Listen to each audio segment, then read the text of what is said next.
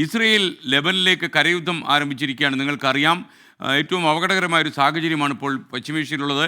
ലെബനിലേക്ക് Israeli സൈന്യം കടന്നു എന്ന വാർത്തയും വരുന്നുണ്ട്. വെടിനിർത്തൽ ആവശ്യമായി അമേരിക്കൻ ബ്രിട്ടനും രംഗത്ത് വന്നു കഴിഞ്ഞു. ഇസ്രയേലി ആക്രമണത്തിൽ ലെബനനിൽ ഇന്ന് 100-ലേറെ പേർ കഴിഞ്ഞ ദിവസം കൊല്ലപ്പെട്ടു എന്ന വാർത്തയുണ്ട്. സിറിയയിൽ ഇസ്രയേൽ വ്യോമാക്രമണത്തിൽ 3 പേർ കൊല്ലപ്പെട്ടു എന്നും മറ്റൊരു വാർത്തയും വരികയുമ്പോൾ പി ജെയിംസ് നമുക്കൊപ്പം ചേരുന്നു. Good morning P James. Good morning എസ്കേൻ. ഹായ് ജെയിംസെ, വ്യാപകമായ ഒരു സമ്മർദ്ദം എൻ്റെ മേൽ വരികയാണ്. യുദ്ധമുഖത്ത് നിന്ന് പി ജെയിംസിനെ മോചിപ്പിക്കണം. യുദ്ധം വന്നാൽ റിപ്പോർട്ട് ചെയ്തല്ലേ പറ്റുള്ളൂ. അത് നടക്കുന്ന പ്രശ്നമില്ല എന്ന് പറഞ്ഞു. പേടിച്ച് പിന്മാറുന്ന പ്രശ്നമില്ല. പി ഇല്ലെങ്കിൽ യുദ്ധമുണ്ടോ? യുദ്ധം ഉണ്ടെങ്കിൽ പി ഇല്ല.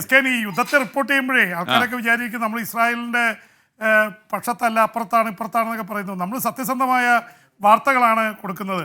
ഇപ്പോൾ ചിലവർക്ക് ഈ ജിങ്കോയിസത്തിന്റെ ഭാഗമായി ജയിക്കുന്നവന്റെ പക്ഷത്ത് ചേർന്ന് അവരെ പ്രോത്സാഹിപ്പിക്കുക, അവർക്ക് വേണ്ടി നിൽക്കുക എന്നുള്ളൊരു ഇതൊക്കെ ഉണ്ട്. അതൊന്നും ഒരു മാധ്യമപ്രവർത്തകന് കഴിയില്ല. എന്തായാലും ഇസ്രായേൽ ലെബനൻ യുദ്ധത്തിലേക്ക് വരുമ്പോൾ വലിയ ശക്തമായിട്ടുള്ള ആക്രമണമാണ്. ഇസ്രായേൽ വ്യോമ ആക്രമണം നടത്തുന്നുണ്ട് ബെയ്റൂട്ടിൽ. ഇപ്പോൾ ഞാൻ സംസാരിക്കുമ്പോഴും ബെയ്റൂട്ടിനെ കിടിലം കൊള്ളിക്കുന്ന രീതിയിലാണ് ഇസ്രായേലിൻ്റെ ആക്രമണം നടക്കുന്നത്. ഒപ്പം തന്നെ ലെബനൻ്റെ ഉള്ളിലേക്ക്, ഗ്രാമങ്ങളിലേക്ക് ഇരച്ചു കയറുകയാണ് ഇസ്രായേലിൻ്റെ ടാങ്കുകളും അവരുടെ കരസേനയും. കരയുദ്ധം തുടങ്ങിയിരിക്കുന്നു. ഒരു പക്ഷേ വല്ലാത്ത രീതിയിലേക്ക് ഇത് പോയേക്കാം. പക്ഷെ അവർ പറയുന്നത് നിയന്ത്രിതമായിട്ടുള്ള ആക്രമണമെന്ന് മാത്രമാണ് ഇസ്രായേൽ പറഞ്ഞുകൊണ്ടിരിക്കുന്നത്.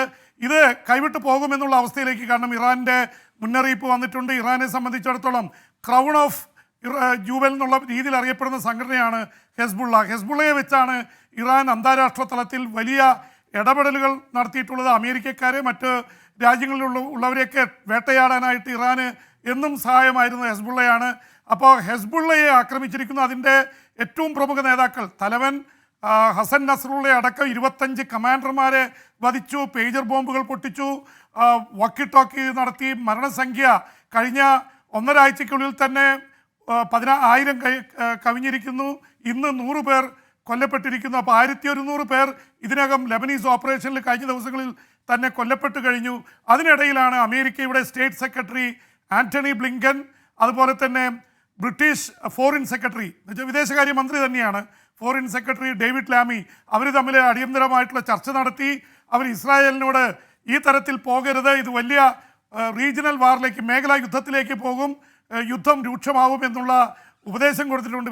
ഇസ്രായേൽ ഇതൊന്നും കേൾക്കുന്നു തോന്നുന്നില്ല. അതിനിടയിൽ അമേരിക്കയുടെ ഡിഫൻസ് സെക്രട്ടറി, ഫലത്തിൽ പ്രതിരോധ മന്ത്രി ലോയിഡ് ഓസ്റ്റിൻ, ആദ്യത്തെ കറുത്ത വംശജനായിട്ടുള്ള ഡിഫൻസ് സെക്രട്ടറിയാണ് അദ്ദേഹം, സംസാരിച്ചിരിക്കുന്നത് ഇസ്രായേലിൻ്റെ ഡിഫൻസ് മിനിസ്റ്ററോടാണ്. യോയഫ് ഗാലൻറ്റുമായി ചർച്ച നടത്തി ഈ യുദ്ധത്തിൻ്റെ കാര്യങ്ങൾ ചർച്ച ചെയ്തു.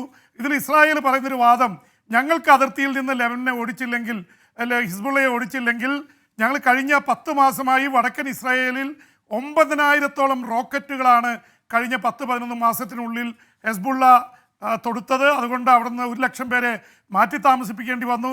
അതുകൊണ്ട് ഞങ്ങൾ ബോർഡർ ക്ലിയർ ചെയ്യാനുള്ള നീക്കമാണ്. അവിടുത്തെ തുരങ്കങ്ങൾ കണ്ടെത്തിയിരുന്നു, തുരങ്കങ്ങൾ നശിപ്പിച്ചുകൊണ്ടിരിക്കുന്നു എന്നാണ് ഇസ്രായേൽ പറഞ്ഞുകൊണ്ടിരിക്കുന്നത്. എന്തായാലും അന്താരാഷ്ട്ര തലത്തിൽ അറബ് രാജ്യങ്ങളൊക്കെ ഇതിനെതിരെ രംഗത്ത് വന്നിട്ടുണ്ട്. പക്ഷേ ഇസ്രായേൽ ഇതൊന്നും കേൾക്കുന്ന അവസ്ഥയിലല്ല കാര്യങ്ങളുള്ളത്.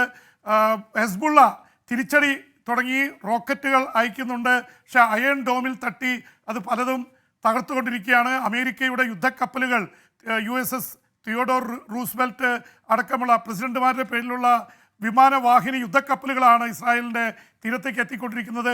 ഇറാൻ യുദ്ധത്തിന് ഇറങ്ങിയാൽ തിരിച്ചടിക്കുക എന്നുള്ളതാണ് അമേരിക്കയുടെ നയം. ഇപ്പോഴത്തെ യുദ്ധത്തിൽ അമേരിക്ക ഇടപെടില്ല. പക്ഷേ ഇറാൻ ഏത് നിമിഷം ഒരുപക്ഷെ യുദ്ധത്തിന് ഇറങ്ങിയേക്കാം എന്നുള്ള വാദമുണ്ട്. പക്ഷേ അതിനെ തിരിച്ചും പറയുന്നവരുണ്ട്. ഇറാൻ അറിയാം, ഇപ്പോൾ ഒരു ഓൾ ഔട്ട് വാറിന് പോയാൽ ഇറാൻ വേഴ്സ് ഇസ്രായേൽ ഇറാനെ തറപറ്റിക്കുമെന്ന് അറിയാവുന്നത് കൊണ്ട് ഇറാൻ ഇപ്പോഴും ഈ പ്രോക്സി വാർ, ഹെസ്ബുള്ള വഴി, അതുപോലെ തന്നെ ഹമാസ് വഴി, യമനിലെ ഹൂതികൾ വഴിയുള്ള ആക്രമണമാണ് നടക്കുന്നത്. യമനിലെ ഹൂതി കേന്ദ്രങ്ങൾ വരെ ഇസ്രായേൽ ടാർഗറ്റ് ചെയ്ത് തുടങ്ങിയിട്ടുണ്ട്. അതിനിടയിൽ സിറിയയിൽ ഇസ്രായേൽ യുദ്ധവിമാനങ്ങൾ റെയ്ഡ് നടത്തിക്കൊണ്ടിരിക്കുകയാണ്. ഡമാസ്കസിൽ നടന്ന റെയ്ഡിൽ 3 പേർ കൊല്ലപ്പെട്ടിട്ടുണ്ട്, നിരവധി പേർക്ക് പരിക്കേറ്റിട്ടുണ്ട്. അപ്പോൾ ഈ തരത്തിൽ പശ്ചിമേഷ്യയിൽ പല രാജ്യങ്ങളിലേക്ക് ഇത് എത്തിയിരിക്കുന്നു. ഗസയിൽ, ലെബനനിൽ, യമനിലെ ഹൂതികൾക്കിടെ, സിറിയയിൽ, ഇനി ഇത് ഇറാഖിലേക്ക് മാറിയേക്കാം. കാരണം ഇറാഖിലും ഹെസ്ബുള്ളയുണ്ട്. ആ തരത്തിലൊരു അന്താരാഷ്ട്ര തലത്തിലുള്ള പ്രശ്നമായി ഇത് മാറുകയാണ്. Okay, thank you P James. ഇനി നമുക്ക് മറ്റൊരു വാർത്ത കൂടി വരുന്നത് സന്തോഷമുള്ളൊരു കാര്യമാണ്. അമേരിക്കയിൽ വിസ നിയമങ്ങളിൽ ഇളവ് വരുന്നു. കാനഡയിൽ വിസ നിയമങ്ങളിൽ നിയന്ത്രണവും വരുന്നു.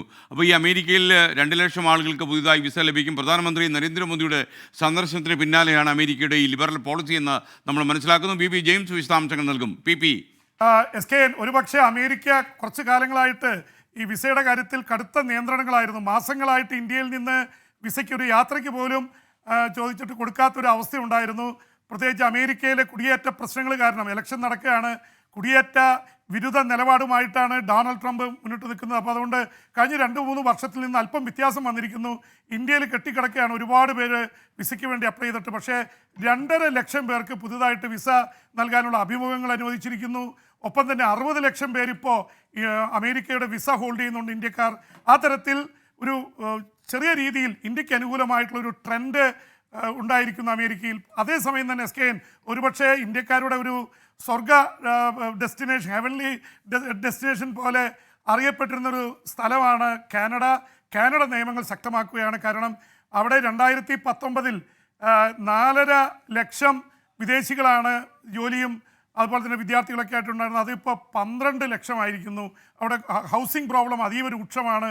അതുകൊണ്ട് നിയമങ്ങൾ കൊണ്ടുവന്നിരിക്കുന്നു.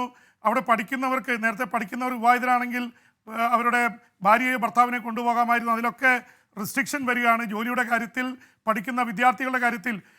ഇന്ത്യയിൽ നിന്ന് 2022 2.3 ലാക്സ് 2.3 ലക്ഷം പേർക്ക് പഠിക്കാൻ അനുമതി കൊടുത്തിരുന്നു. പിന്നീട് അത് 2.2 ലാക്സായി. പിന്നീട് ഇപ്പോൾ അത് 1 ലക്ഷമേ ഒക്ടോബർ വരെ എത്തിയിട്ടുള്ളൂ. അപ്പോൾ അതുകൊണ്ട് കാനഡ കൂടുതൽ നിയമങ്ങൾ ശക്തമാക്കുന്നു. അതിനിടയിൽ സന്തോഷകരമായ വാർത്ത, 70കൾക്ക് ശേഷം അല്ലെങ്കിൽ 80കൾക്ക് ശേഷമൊക്കെ ജർമ്മനിയിലേക്ക് ഇന്ത്യക്കാരെയോ വിദേശികളെയൊന്നും അധികം കടത്തിയിരുന്നില്ല. പക്ഷേ അവിടുത്തെ കുടിയേറ്റ നിയമങ്ങളിലും പഠനത്തിലും മാറ്റം വരുത്തിയിരിക്കുന്നു. ജർമ്മനിയിലേക്ക് ലക്ഷക്കണക്കിന് വിദ്യാർത്ഥികൾക്ക് പോകാൻ പറ്റുന്ന രീതിയിൽ ജർമ്മനിയിൽ മാറ്റം വരുന്നു. അയർലൻഡിൽ അനുകൂലമായ കാലാവസ്ഥ ഉണ്ടാവുന്നു. അതേസമയം ഓസ്ട്രേലിയയും ന്യൂസിലൻഡ് അടക്കമുള്ള രാജ്യങ്ങൾ വളരെ കുറച്ചും കൂടിയും നിയന്ത്രണങ്ങൾ കൊണ്ടുവരുന്നു ഇന്ത്യക്കാരുടെ കാര്യത്തിൽ, വിദേശികളുടെ കാര്യത്തിൽ എന്നാണ് മനസ്സിലാവുന്നത്. Thank you P James. ഇനി പി ജെയിംസ് വിദേശ വാർത്തകളുമായി നാളെ എത്തും.